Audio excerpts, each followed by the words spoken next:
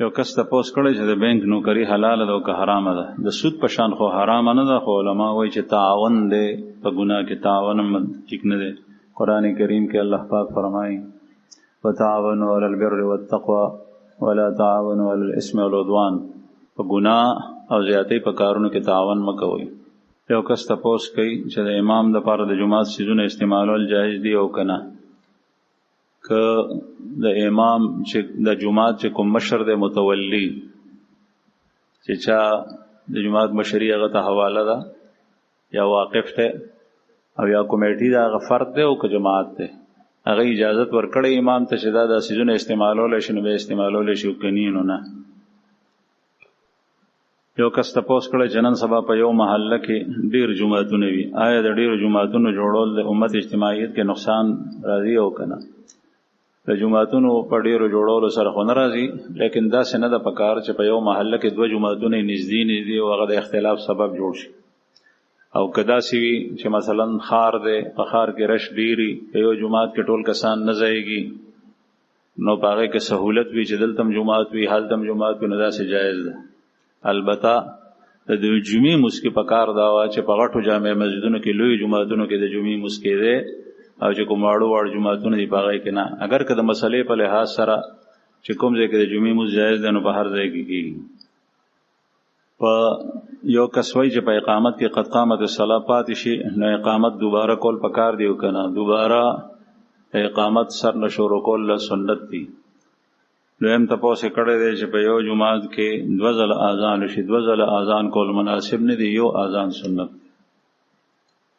یو کس وایي چې یو آیت د سجدې بیا بیا سړی وایي نو بیا بیا به سجده کوي، نو که په یو مجلس کې آیت سجده بیا بیا وایي لکه یو ځای کې ناست دی تلاوت کوي نو دا یو مجلس دی، نو په هغې کې به سجده یو ځل کوي په آخر کې. او که چېرې اول آیت اووې سجده تلاوت آیت سجده اووې او سجده وکړه په دوباره وایي په یو مجلس کې هم، نو بیا به په دوباره سجده کوي چې ډومبې وکړه.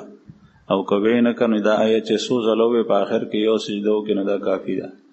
او که مجلس بدل شو دغه آیت دلته مو وې بیا د جومات نه بهر کور ته لاړو هلته یې مو وې نو بیا به دوه سجدې پرې راځي. یو کس وایي چې په جومات کې دا اعلان کول چې نالۍ جوړیږي او د هغې دپاره چنده وکړي د خپل وس مطابق، داسې اعلانات کول څنګه دي؟ داسې اعلانات کول په جوماتونو کې نه دي ټیک، مکروه دي داسې اعلاناتو دپاره جومات استعمالول. یو کس وایي چې یو د قربانۍ څاروی هغه وتښتي او بیا هغه قابو کېږي نه، بیا خلک اولی او بیا هغه مړ شي، نو آیا د قرباني کېږي او که نه؟ د قربانۍ څاروی چې کله وتښتي او بیا د خلکو د وس نه بهر شي، د وحشي شي، چې کله دا وحشي شو نو بیا په غشي باندې، په لینده، په برجه باندې، په شل باندې، په ګولۍ باندې ویشتی شي. خو په ګولۍ باندې چې ولي نو په داسې ځای باندې لکه خپه شوه یا بل ځای چې په هغې باندې قابو شي، او چې کله دې په دار والا سیز باندې، په چاړه باندې، په تورو باندې، په نیزه باندې وویشتو او چې خلک رسېدل نو دې مړو ساتې نه ودي او بسم الله الله اکبر یې ویلي د ویشتو په وخت کې نو بیا حلال، او چې کله ژوندی وي نو بیا په چاړه راکاږي په مرۍ نو حلالی وي.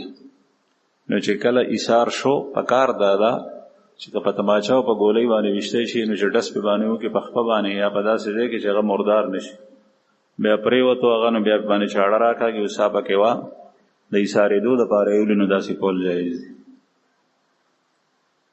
یو کس وایي چې د کربوړي وجل څنګه دي؟ د کربوړي وجل جایز دي کوم چې په دې کورونو کې. یو کس تپوس کړی دی چې یو سړی حج ته لاړ شي او د هغې دوران جدې ته لاړ شي او یا طایف ته لاړ شي، بیا واپس راشي بغیر د احرام نه، نو په هغه باندې څه شته او که نه؟ چې جدې ته لاړو دی واپس مکې ته راځي او د عمرې دپاره احرام نه تړلی، په ده باندې څه نشته، ځکه چې جده په حل کې ده او د حل نه که حرم ته راځي د عمرې په نیت نو بیا به احرام تړل ضروري دي، او که د عمرې په نیت نه راځي نو په خپل لباس کې راتلی شي، عمره ضروري نه ده. او طائف ته چې کله د حد حرم نه بهر وځي، میقات نه، د حد حرم نه میقات نه، چې میقات نه بهر ووتې بیا راځي طائف کې یو ځای داسې دی چې هغه د میقات نه بهر دی، هلته نه چې راشي نو دا راتلل نه دی جایز، نو دم ورکول پکار دی. نو اوس دم ورک. یو کس وایي چې امام صاحب په قرات کې غلط شي یا ودرېږي نو هغه ته فتح ورکول څنګه دی؟ چې امام په قرات کې غلط شو که غلطي داسې وه په هغې باندې علما پوهېږي چې د هغې معنا سړی کفر و شرک ته وباسي او په معنا کې ډېر فرق راځي، نو بیا د هغې اصلاح لپاره فتح ورکول پکار دی، او کني امام ته ټیټېدل پکار دی چې کله اصلاح وشي. او دویمه دا که چېرې امام ودرېدو دومره قرات یې کړی دی چې په هغې باندې مونځ روا کېږي، نو بیا پکار دا دی چې امام رکوع ته لاړ شي چې مخکې قرات نشي ویلی. وایي مونځ د استخاري یو کس تپوس کوي په خپله ادا کول پکار دي که د هغه دپاره بل سړی هم کولی شي؟ بل سړی هم کولی شي لیکن په خپله کول لا بهتر دی. یو کس تپوس کړی چې نیکه په خپل ژوند کې خپلو بچو او لوریانې حصې ورکړي او بیا وفات شي، بیا دغه روریان د خوریانو په حصه کې حصه غواړي، د روریانو حصه کېږي او که نه؟ چې کله په ژوند باندې تقسیم کو نو میراث دې ته وایي چې کله سړی وفات شي د وفات تپس د هغه مال تقسیم شي او په هغه طریقې سره تقسیم شي چې کوم الله پاک په قرآن پاک کې بیان کړي دي او رسول الله صلی الله علیه وسلم د هغې تشریح او وضاحت په کتابونو کې کړي دي. په هغه طریقې سره تقسیم شي مال د مرګ د مورث نه پس، دې ته میراث وایي. چې په ژوند باندې تقسیم شي نو دا میراث نه دی. بهر حال صورت چې کوم دلته لیکلی دی چې په ژوند یې څه ورکړي دي هغه یې ورکړل، د مرګ نه پس که چېرې د دې سړي نور مال و نو همدغه مال کې بیا د دې سړي دا اولاد خپل خپل حصه کې په دې مال کې شریک دي. د جینۍ دپاره یو برخه ده او د هلک دپاره دوه. یو کس وایي چې کوم خلک په جومات کې سوال کوي نو د په جومات کې پیسې ورکول ثواب دی او که ګناه ده؟ داسې کول نه دي پکار، ځکه چې د جومات د الله جل شانه کور دی، د عبادت لپاره خلکو به دا د سوال ځای وګرځوي، بیا په جومات کې د دغه سړي حوصله افزایي قطعا نه ده پکار، البته که په هر غواړي نو ورکولی شي. یو کس وایي چې په سجده کې خپې د ځمکې نه بلکل اوچتې شي، یعنې ځمکې سره نه لګي، نو په مونځ کې خلل راځي او که نه خلل خو پکې راځي خامخا، لیکن د احنافو په نږدې باندې مونځ فاسد نه دی، البته دا حرام او مکروه تحریمي دي، دا عمل کلی نه ځان ساتل پکار. یو کس وایي چې په یو محله کې دوه جوماتونه دي، یو بل سره نږدې دي او په هغې کې په یو جومات کې د مونځ کوونکو تعداد ډېر دی او په بل کې کم دی. په دغه صورت کې په هغه جومات کې مونځ کول چې کوم ځای کې د مونځ کوونکو تعداد کم دی په ثواب کې کمی خو نه راځي. هغه جومات ته ځه چې کوم جومات ستا دی، ستا د محلې دی، ستا کور چې کوم جومات سره راځي په هغې کې تا ته مونځ کول بهتر دی. یو کس وایي چې یو کس دی هغه فرض مونځ په کور کې کوي او د ده د کور سره متصل جومات هم شته، اذان هم اوري لیکن جومات ته نه ځي او دی په صحت باندې مروغ دی، د ده عمل څنګه دی؟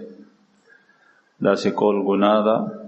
د الله رسول فرمایي چې زما زړه غواړي چې کوم خلک اذان وشي او جومات ته مونځ ته نه راځي چې زه لاړ شم او هلکانو ته ووایم او هغوی خشاک راړي او زه د هغه خلکو کورونو ته اور واچوم، یعنې سره د هغه کس هغه کور هغه ته وسوځم، او دومره سخت وعید په ګناه باندې دی.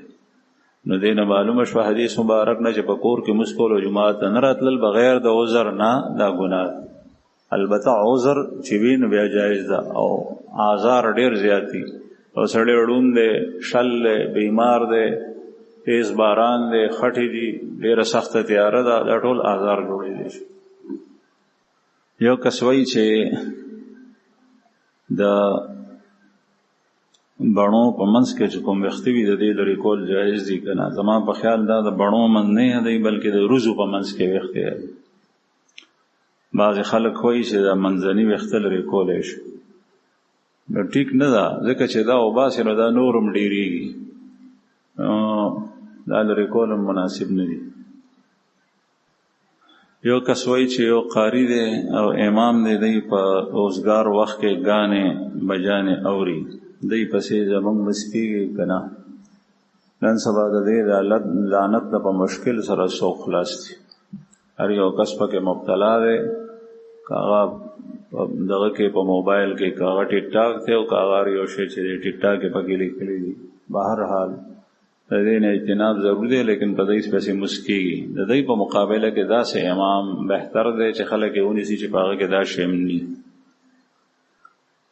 یو کس وایي چې زه صلات اوابین کوم روزانه 6 رکعاته، او په دې کې روزانه سوره ملک تبارک الذی او سورة الف لام میم سجده ویم. زه روزانه داسې کوم، داسې ټیک ته وکنه که ته په دې خیال پکې دا سوره ملک او الف لام میم تنزیل سجده وی چې دا د پیغمبر علیه السلام نه ثابت ده او دا ویل په دې موږ کې سنت دي، نو داسې کول جایز نه دي.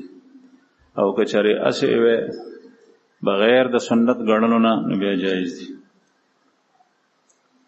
یو کس تپوس کړی دی چې یو کس د سپیر پارټس کاروبار کوي، 2 دوکانونه یې په کرایه نیولي دي. یو دکان کې سپیر پارټس اچولي او په بل دکان کې مستریانو ته ورکړی دی.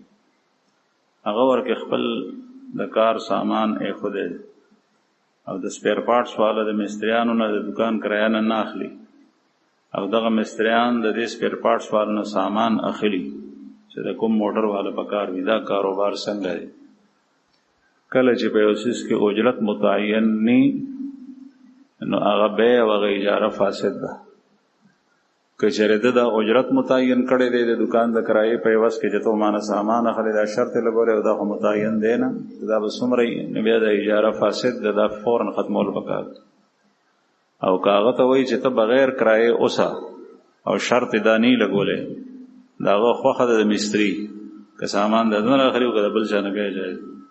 خو چونکې عام عرف کې دا د اجرت په عوض کې مقرر کېږي، نو دا اجرت فاسد دی.